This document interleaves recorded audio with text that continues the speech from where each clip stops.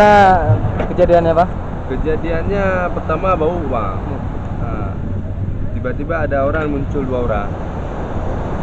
Tapi sekitar kejadiannya jam 4. Jam 4 pagi? Jam 4 pagi.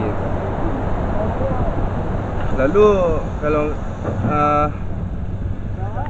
tadi sih kalau nggak salah ketika 2 orang dah muncul, lalu muncul orang lain. Maka di situ ramai terus orang muncul untuk mengambil minyak. Abang di sini mengambil minyak juga Bang? Iya. Biasanya perlu minyak untuk apa tuh? Untuk biasa untuk ke bot, untuk kapal, keberangkatan ke laut kan. 2 orang yang muncul tersebut itu orang yang warga sekitar ini juga. Orang sekitar sini juga bang. Kira-kira tahu nggak penyebabnya apa?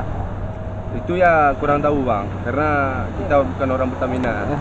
Enggak, tadi tahunya cuma 2 orang karena bau. Nah, baunya sih udah lama, tapi nggak terlalu open gitu kan.